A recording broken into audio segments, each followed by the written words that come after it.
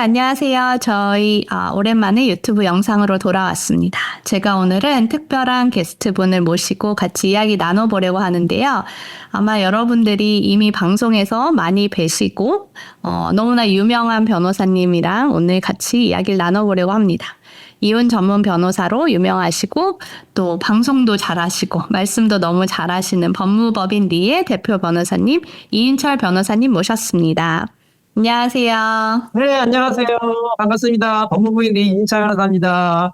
네, 변호사님 바쁘신데 이렇게 시간 내주셔서 너무 감사드립니다. 아유, 초대해 주셔서 제가 감사드리죠. 네.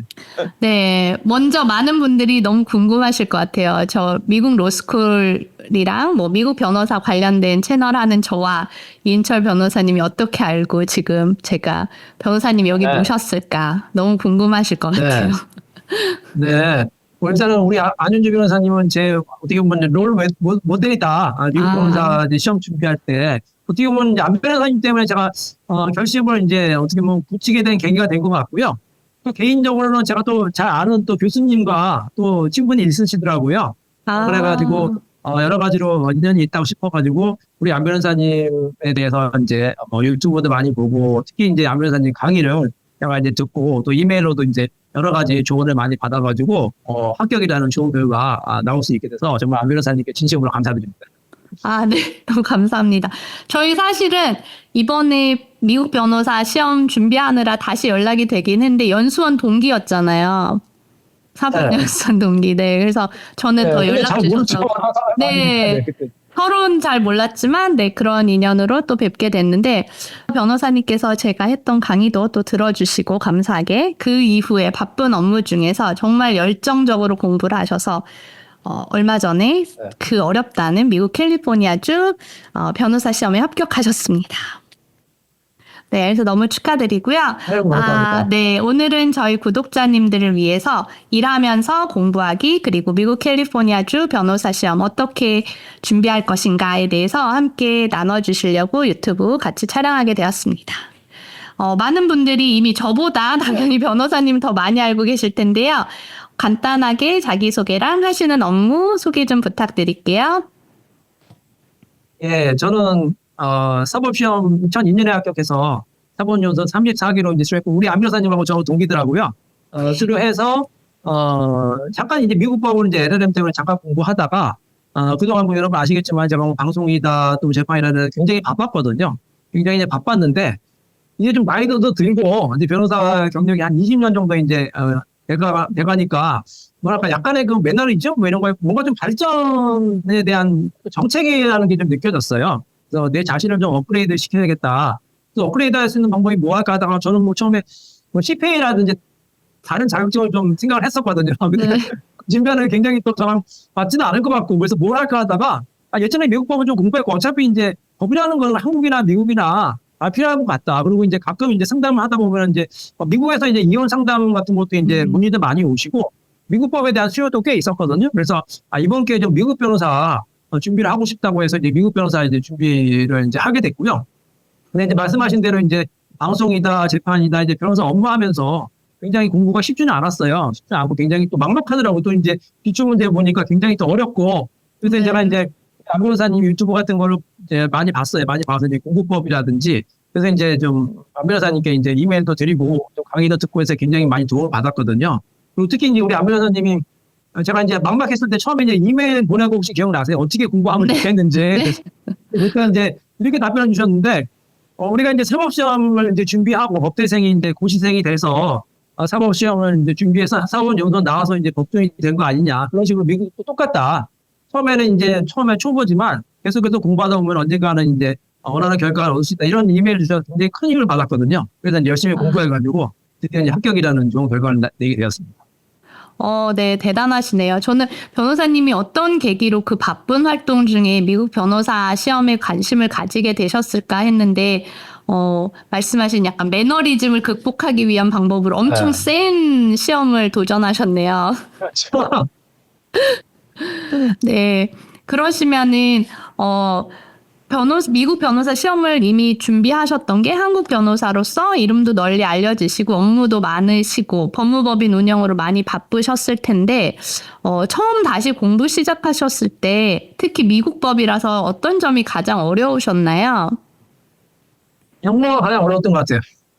영어로 다 해야 된다는 게 영어, 인글리시 네. 뭐 한국말로는 사실 다 이해가 되더라고요. 우리 안 변호사님 또 워낙 그 강의를 또 쉽게 잘 설명해 주셔서 이제 한국말로는 이런 내용이구나 다 이해가 되는데 그걸 또 책으로 공부해야 되고 또 이제 뭐 아시겠지만 MBA는 또 그 수많은 문제 200문제를 또 제한된 시간에 풀어야 되고 또 에세이는 그거를 이제 또 써야 되고 또 이제 기록 시험 있지 않습니까? PT 시험이라는 네. 그거 봤을 때 영어도 굉장히 막막했거든요. 그래서 아예 영어를 처음부터 다시 공부를 했어요. 제가 뭐 영어를 그렇게 좋아하긴 했지만 썩 잘하는 건 아니었거든요.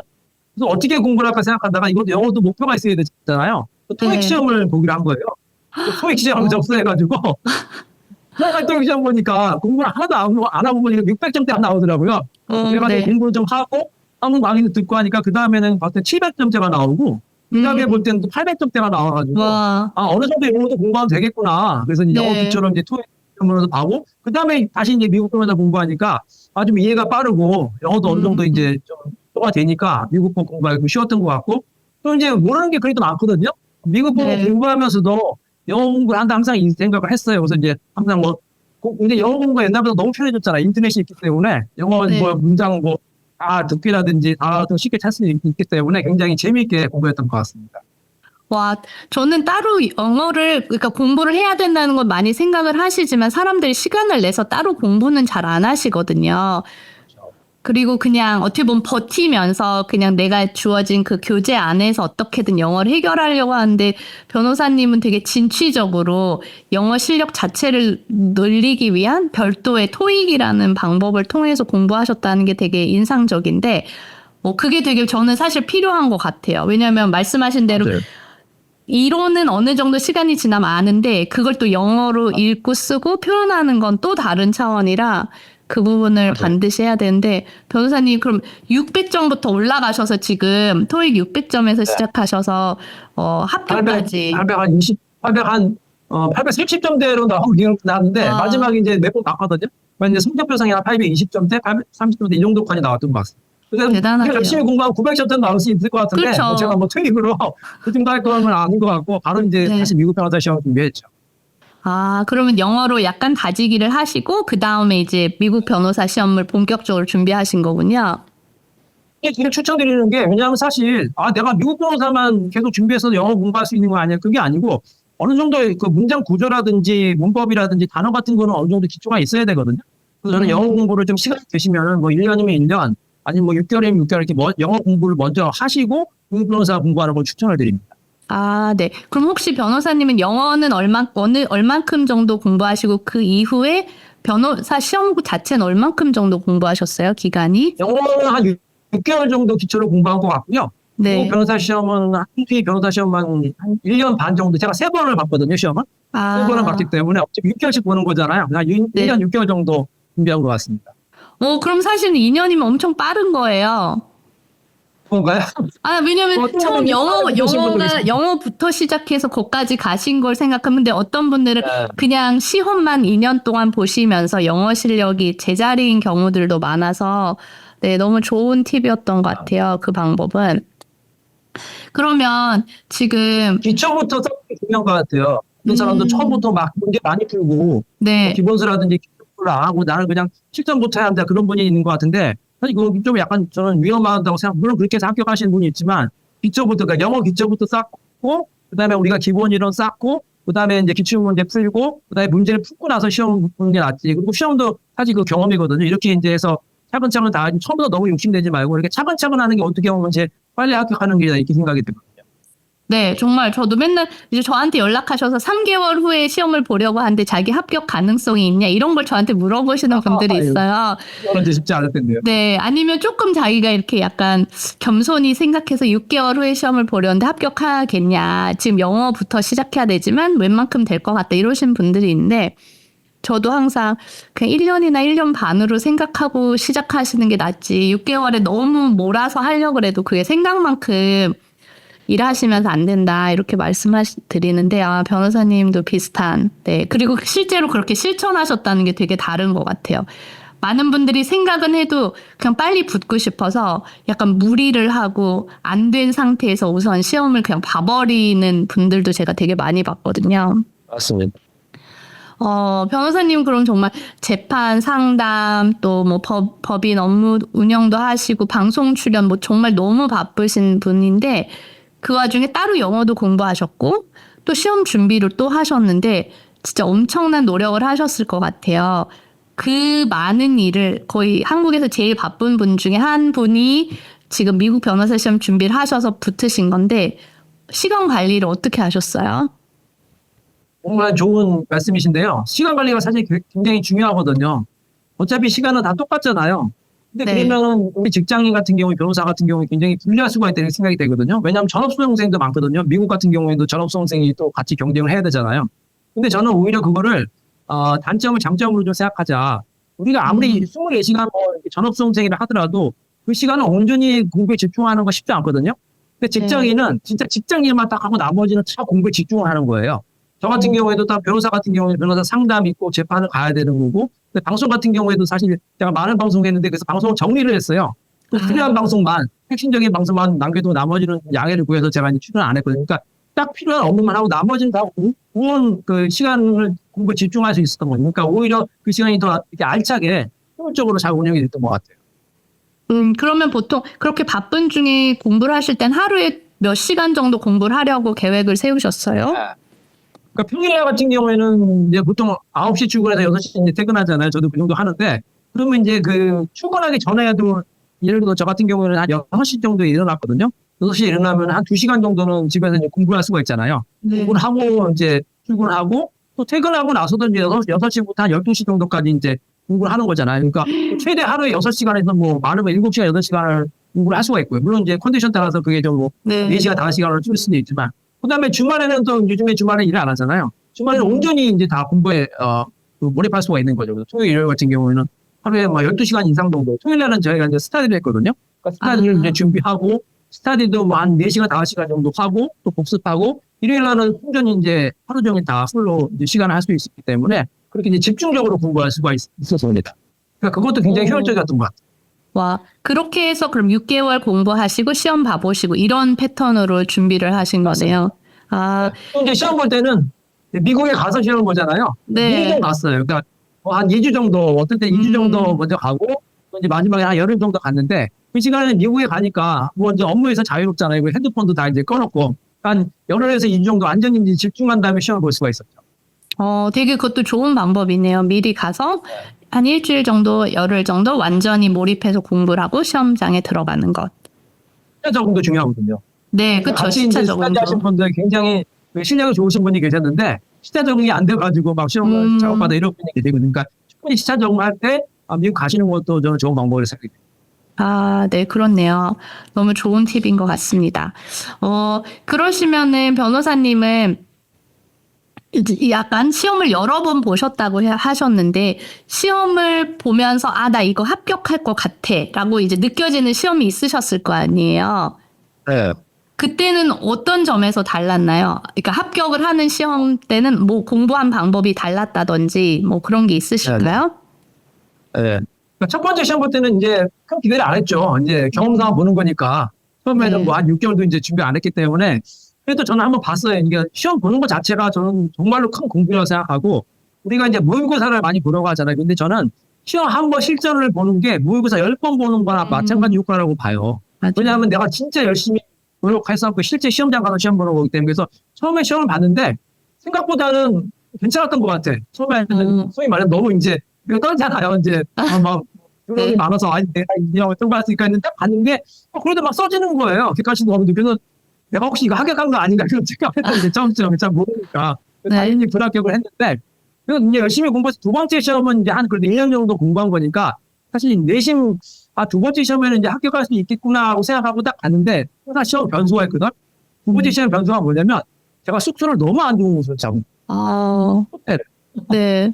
저희 가까운 곳에 이제 그 호텔이 있잖아요. 시험장 근처에. 네. 어느 때 제가 말씀 못 드리는데 그걸 갔는데 진짜 너무너무 열악한 거예요. 물론 핑계 같지만 지금 네. 사실 근데 2주 동안 그 호텔에서 이제 가만히 있어서 공부를 해야 되는데 방도 너무 좋고 막 이상한 냄새도 나고 막 너무 아우. 환경이 열악하니까 와 그때 스타디 하는 사람들 같이 호텔에 갔거든요. 네. 같이 갔는데 다들 불합격했어요. 이상하게. 어떻게. 그래서 네. 그래도 성적이 중요하다. 그래서 어쨌든 열심히 보긴 했는데 그때는 그래서 불합격했고 이제 마지막에 이번에 봤는데 이번에 굉장히 어려웠거든요. 근데 네. 레빗이라는 그런 커뮤니티가 있잖아요. 그러니까 미국 애들도 야, 이렇게 어려운 시험 처음 봤다. 그래서 어려워서 굉장히 이렇게 어려워서 제가 합격할 수 있을까 했는데 오히려 저는 어려웠던 게 도움이 됐던 것 같아요. 왜냐하면 어려우면 미국 애들 다 어렵잖아요. 근데 네. 어려운 과정에서 제가 썼으니까 이슈 같은 것도 놓치지 않고 다 쓴 것 같거든요. 그래서 이제 합격할 수 있었던 게 오히려 어려운 게 저한테는 약이 되지 않았나 그런 생각이 드네요.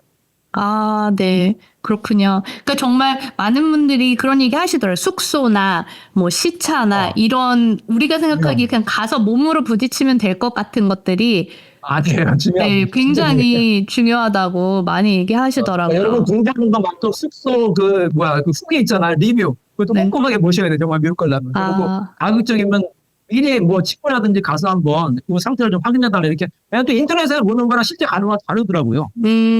그렇죠. 혹시 괜찮았던 호텔 있으세요? 나빴던 호텔 말고 그냥 괜찮았던데. 예. 실제로 제가 이제 안 변호사님 거 이제 그 채널이니까 이번에 세 번째 갔을 때 정말로 좋았는데요. 네. 웨스틴 호텔이었어요. 웨스틴 호텔. 아, 우리나라도 웨스틴 호텔이잖아요. 굉장히 쾌적하고 현장에서도 가깝고 여러 가지로 서비스 좋고 그래서 굉장히 이번에는 아주 그냥 쾌적한 그 장소에서 좋은 컨디션으로 이제 시험 볼 수 있었거든요. 그러니까 호텔들이 굉장히 중요해요.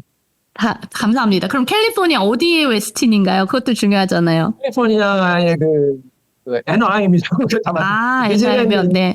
그것이 있잖아요. 애너하임에 그래서 이제 시험 봤는데 거기 이제 웨스틴 호텔이라고 있어요. 거기 굉장히 추천합니다. 혹시 시험 보실 분 거기 가서 한번 하시고요. 그다음에 하나 팁을 드리면 좀 미리 가서 거기 이제 그 호텔 그 체크인할 때 그 리셉셔니스트가 있잖아요. 그 사람한테 좀 부탁을 하는 거예요. 내가 이제 시험을 보러 왔으니까 좀 조용한 방으로 좀 해달라. 그래서 초콜릿 같은 거 하나 이제 선물로 갖다 주면서. 오, 진짜. 그다음 그러냐고.